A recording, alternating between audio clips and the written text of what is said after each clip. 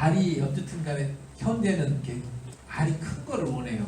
알이 큰 거를 원하는데 이 큰 거를 하려면 이 가지 지경이 이렇게 좀 굵은 쪽이 많고 이 굵은 쪽이 많으려면 이 가지가 좀 굵어야 돼요. 이 나온 가지가 여기다가 포도 단 거하고 이렇게 굵은 가지에다 단 거하고 이 가지가 틀려지고 이 가지가 틀려지면 이 열매 크기도 틀려지잖아요. 근데 시장에서 찾는 최고의 품질은 지금처럼 이렇게 알이 좀 굵은 거예요. 물론 앞서서 말씀드린 대로 생장 조정제를 가지고 이걸 조금 키우게 할 수 있는 방법도 있는데 이거는 사실 재배적으로 좋은 방법은 아니니까요. 그러면 이런 것을 할 수 있었을 때 여러 가지를 할 수 있는 건 이 나무가 난 뿌리를 최대한 멀고 길게 가게 하고, 그러면 만약에 비가 온다든지 뭐 해도 큰 문제가, 그다음에 여기 통기성을 좋게 한 다음에 잔뿌리가 많이 나게 하는 거예요. 모든 것들의 포도나무에 사는 건 이런 잔뿌리들이 많이, 큰 뿌리들이 할 수 있는 건 나무를 지지하고 하는 건데, 근데 여기에 잔뿌리가 엄청나게 많으면 지네들끼리 하니까 넓게 놔두면 뭐 거름이든지 가뭄이 뭐 길어도 아니면 어느 한쪽이 좀 뭐 상처를 입어도 문제가 안 돼. 그래서 대목이 전목보다 많아요. 전목은 요 정도까지밖에 뿌리들이 안 뻗는데 대목은 훨씬 더 커.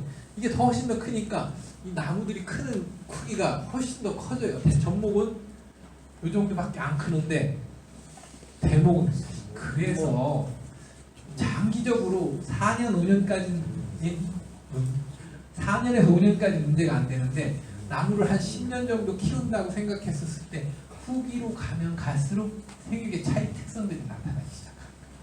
그래서 대목을 재배하는 고품질을 나타난다고 했을 때 이 가지를 굵게 하는 방법이 생각보다 뿌리나 전체 근권을 높이는 방법 외에 많지 않기 때문에 결국에는 아까 얘기한 대로 토양 계량이라는 부분에 우리가 신경을 쓸 수 있는 거예요. 그 다음에 유기물 신용이라는 것, 그 다음에 아까 통기성, 이 부분에 관심을 갖게 되는 겁니다. 이게 토양 관련된 재배라고 보시면 됩니다. 그래서 과실에 관련된 부분들은 그렇습니다. 정용과 완숙과 고품질과 이런 식으로 계속 얘기를 드렸고요.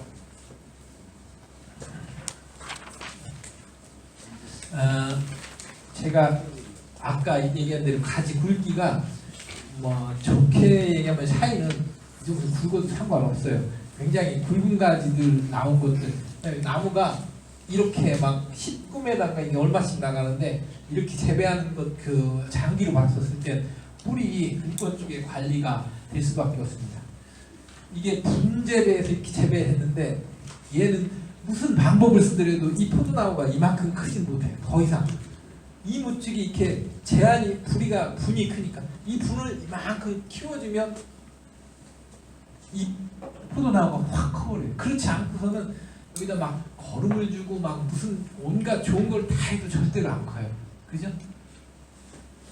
그러니까 나무를 조금 세력을 크게 하려면 사실은 뿌리를 조금 관리하는 방법이 가장 좋은 거예요. 이거 화분을 이만큼 줄인다면 이 나무 또 더 작아지는 수밖에 없어요. 그 다음에 이게 또 작아지면 조금만 물이 부족해도 뭐라고 하죠? 말라서 죽죠. 이 화분이 커지면. 근데 이 화분으로 보시면 돼요. 뿌리 근권이 위치하는 방법을 보면. 근데 우리가 생각했었을 때 토양의 근권이라는 게 1m 있죠. 1m 밑에 있는 이 경관층이라고 하는 딱딱한 층에 거의 뿌리들이 안 가 있어요. 근데 만약에 원칙적으로 직배수하고 아까 얘기한 배수가 좋다는 땅들이 이 밑에까지 굉장히 깊으면 이 뿌리가 근본적으로 할 수 있는 양 자체가 굉장히 틀려져요. 의외로 뿌리에 의해서 나무들이 세력이 얼마나 조절되어 있고 하죠. 물론 전정 아까 강전정해가지고 가지 굵게 키우는 방법이나 수량을 조절하는 방법도 있는데, 그래서 그런 개념으로 중요하다는 걸 말씀드리는 겁니다. 자, 그래서 또 하나가 나쁜 애에도 좋은 과실은 아까 말씀드린 대로 해에 따라서 비가 많이 오는 애도 있고요. 그 다음에 중간에 병이 나서 무슨 문제가 되기도 했어요. 근데 그런 피해를 최대한 줄여주고 그나마 해줄 수 있는 것들이 생각보다 그 다음에 맛이 돼 있어요. 맛이라고 얘기하는데 제일 좋은 건 사실은 제일 좋은 건 완숙해서 잘 익히는 겁니다. 우리가 당도가 20브릭스라고 하는데 그 슈가 설탕이 20%라고 하잖아요. 근데요 당 종류만 몇 개 정도 되는 줄 알아요? 10개도 넘어요. 슈크로스, 프락토스 뭐 이런 거 말고도요 10개가 넘어요. 우리가 모르는 뭐 우리가 솔비툴도 있고 자일리툴도 있고 뭐 이런 거 다 당이잖아요. 그렇게 맛이 많고요. 그러니까 단백질이나 뭐 아미노산이 수없이 많아요. 근데 이게 퍼센트 짜지면 0.002%도 안 되는 거예요. 아까 향을 나타내는 건 탄닌이나 페놀케톤인데 훨씬 더 죽어요. 그런데 맛 차이가 나.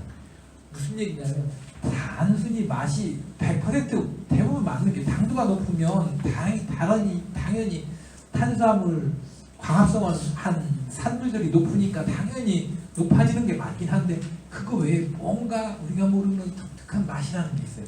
물론 야간온도 차이도 있는데 그것 중에 하나가 의외로 땅이 가지고 있는 토양이 가지고 있는 독특한 맛을 나타내는 게 있어요. 그게 토질이라고 해요. 그러니까 옛날에 쉽게 얘기하면 벼 같은 거에서 어느 지역에서 뭐라고 하지 밭에서 내는 게 유독 맛이 괜찮은 경우가 있고 막 그런 경우 있잖아요. 물론 이 맛이라는 건 되게 아까 얘기한 대로 질수하고는 반비례하죠. 질수가 적은 쪽으로 가는 쪽이 좋긴 한데 기본적으로 땅이라는 건 그런 부분도 있다는 겁니다. 자, 앞서서 설명드린 부분들이에요. 자, 뿌리 있죠, 뿌리. 만개기라고 기준됐는데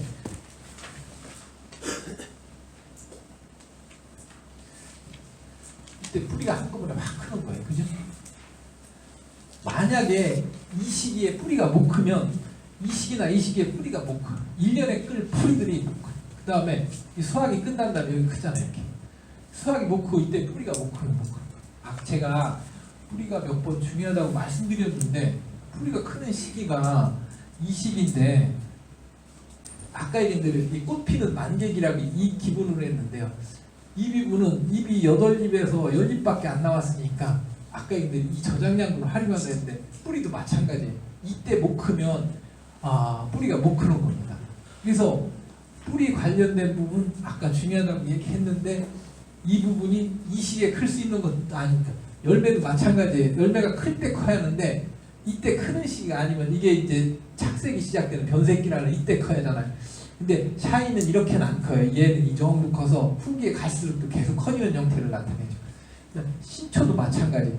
봄에 5, 6월달 꽃 펴서 쭉 오를 때 쭉 신초가 커야 하는데 그때 클 때 처음에 클 때 이파리가 커야지 열매가 맺고 나가지고 막 이제 6월 말 7월쯤 됐는데도 신초가 그때는 잘 커도 조금밖에 안 커요. 반대로 이때 신초가 막 계속 끝까지 커나가면 무거워져가지고 농사는 망치는 거예요. 커야 할 때 컸는데 무슨 얘기냐면 요 시기 신초가 나올 때 나와야 하고 아까 좋은 과선을 만들려면 봄철에 가능하면 일찍 나와야 하고 뿌리도 클 때 커야 한다는 거죠.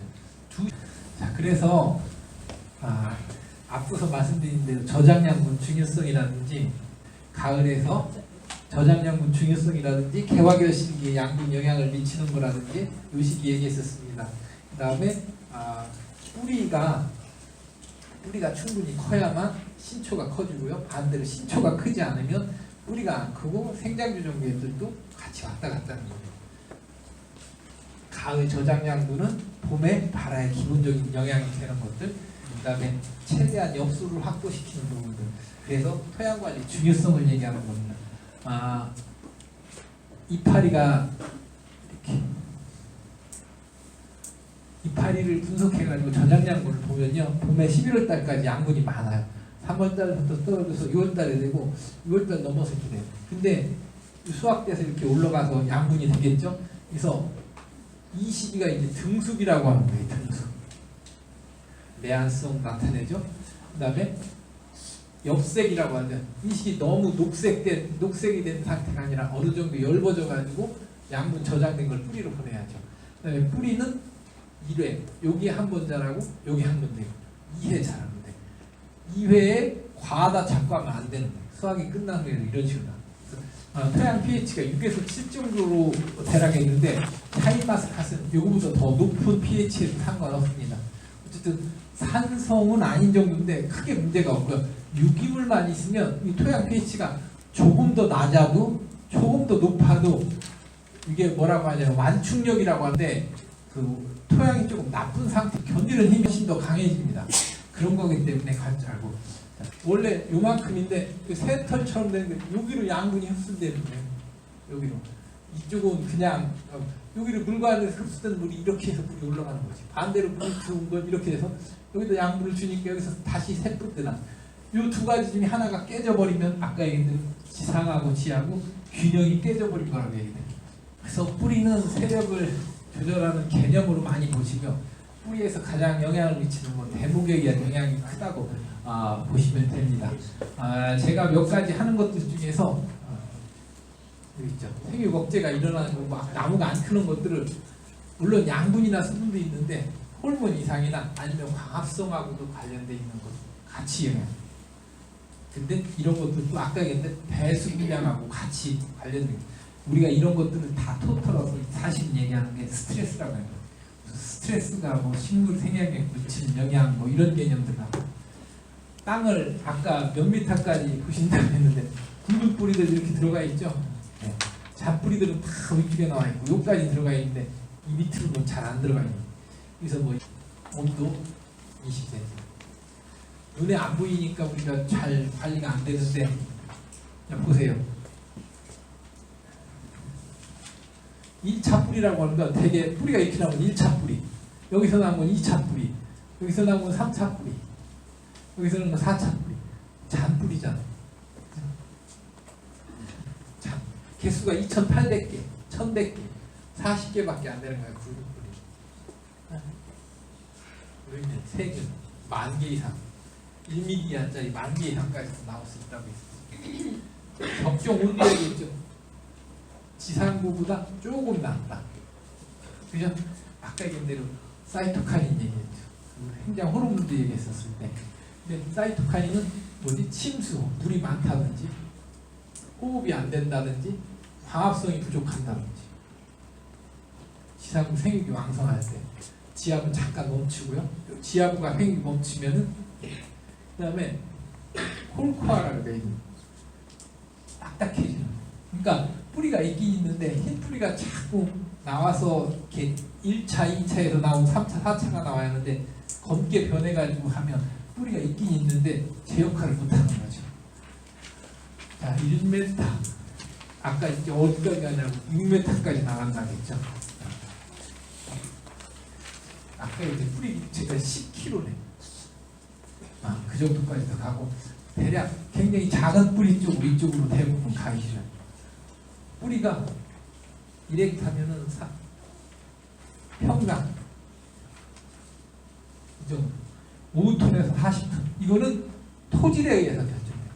근데 아까 뿌리의 크기에서 화분 얘기한 것처럼 비율을 들듯이 그 뿌리의 깊이에 나무가 조금 샤인마스카트에서 크게 해력이 강한 나무로 기를 수 있느냐 안 기를 수 있느냐를 외부에 나와 있는 모양으로만 생각하시지 않을 수도 있다는 거죠.